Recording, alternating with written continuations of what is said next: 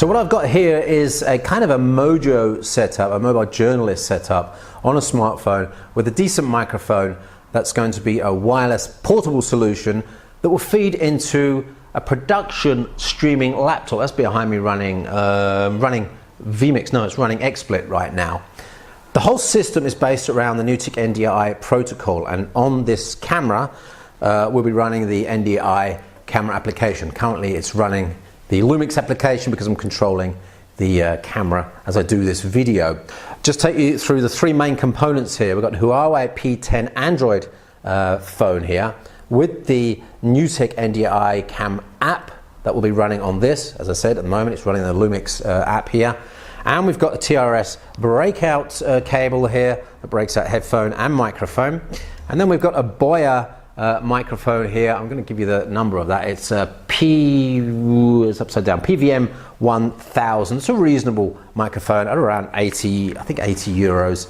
Has an XLR output, but also an adapter that allows you to use the battery inside to provide you with a sort of a line level input that can go into the P10. I'm going to take this off the tripod here because obviously this is supposed to be a mobile solution, and I'll just show you how I would use it. The idea is that, well, it's got a couple of uses really. Firstly, I want to use it for some events where we're going to go into the audience and we're going to make sure that the Q&A video and microphone is working well. So again, going close to people, asking questions in events, and we'll get a decent microphone and a decent picture that we can bring into our live stream production. So it'll be like a third camera or maybe even a fourth camera. So there's the NDI Cam app running on the Huawei P10 there. We're connected over AC Wi-Fi to the separate router I've got here. In some cases, you'll be able to share the Wi-Fi on your laptop.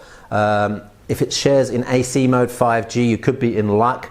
I tested with the Surface Pro 3 recently. The Wi-Fi was working. There's not enough CPU power in that because the Surface Pro 3 down clocks when it gets too warm. So don't use the Surface Pro 3 for live streaming.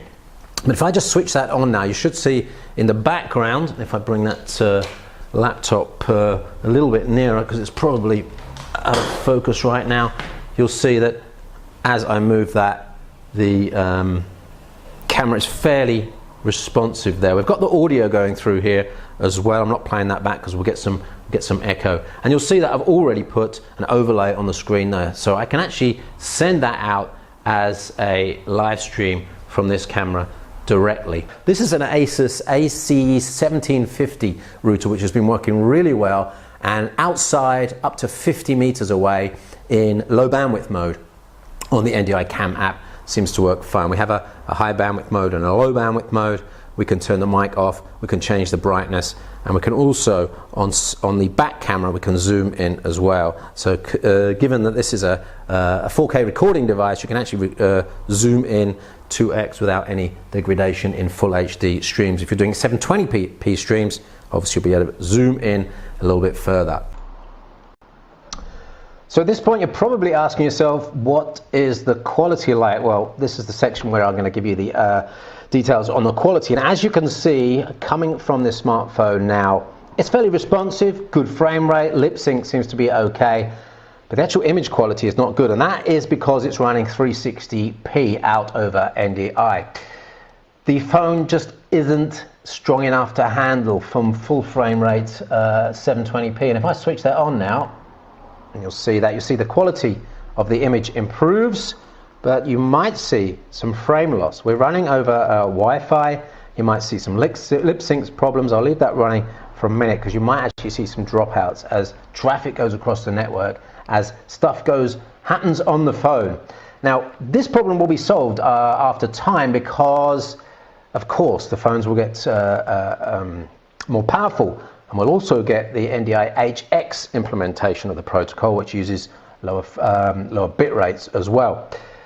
So what's it useful for now? Well, maybe something like this. Now let me just switch that to 360p here. And two things I want to show you here. One, that I'm using green screen. So OBS here is running with chroma key, and you can see that. But the second thing is when you start to have two images in a full HD picture, you start to reduce the effects of the low quality on the separate pictures or the separate videos that are coming in. So we've got 360 coming in on the camera, and so that can be used, for example, in Skype conversation or picture-in-picture when you're blending that external video into something else. And I'll show you a little bit more on that in a minute. Now, what I want to switch to now is this, and this is a slightly different setup with NDI, and I want to make sure that the volume's not too high on that. I'm using a Lumix G7 here with a Rhode Filmmaker mic that's coming in here, but the whole lot is coming over NDI as well, and the G7 doesn't have NDI. So what I've got here is the Newtek Connect Spark adapter, HDMI input, AC 5 gigahertz output. You can also inject audio into that, and you can do local recording onto SD cards, HDMI throughput as well. It doesn't run on battery, it needs mains power, so that reduces the mobility aspect of it. So this setup is not as mobile, but it is full HD coming over here. As you can see, the quality is pretty good. If I had some decent lighting, you might even get a much better picture. I've just got one LED lamp in front of me, and it's obviously a little bit too bright, a little bit blown out here. Now, let me just do one more thing, and that is to bring that smartphone in on top. So that's NDI on top of the Lumix. Now then, whoops, sorry, I had two audios going on there. I hope you could hear what I was saying. So I was saying that the delay on one is not the same as the other, so you have to tune the delays on the inputs. But the important thing here with this setup is you can basically keep your mixing desk, your mixing laptop fairly free. You don't need capture cards or HDMI switches or anything. You just need the HDMI inputs, and that is a real advantage because it keeps the mixing table nice and free, and it keeps requirements for the mixing laptop free as well.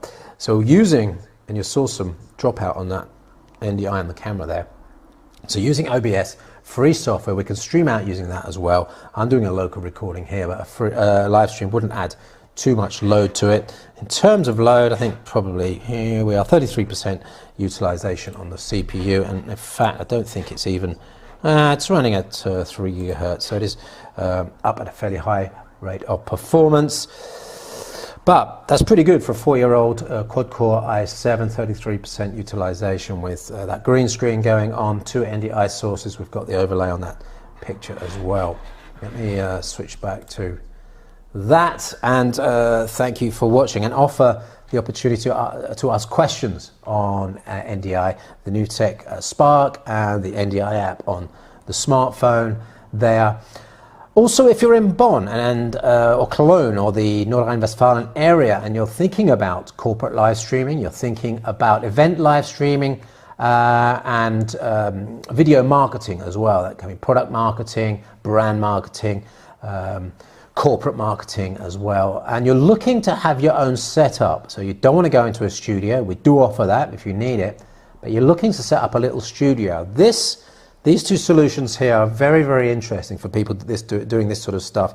Clean, easy to use, flexible solutions. That camera is a great photography camera, a great video camera, and also a great live streaming camera. That Rode video mic breaks the connection between the microphone and the camera, and that NDI stuff can be used in the studio if you want to set up your own little green screen. I can show you how to do that with free software, and talk about some of the limitations and some of the ways that you can enhance the video.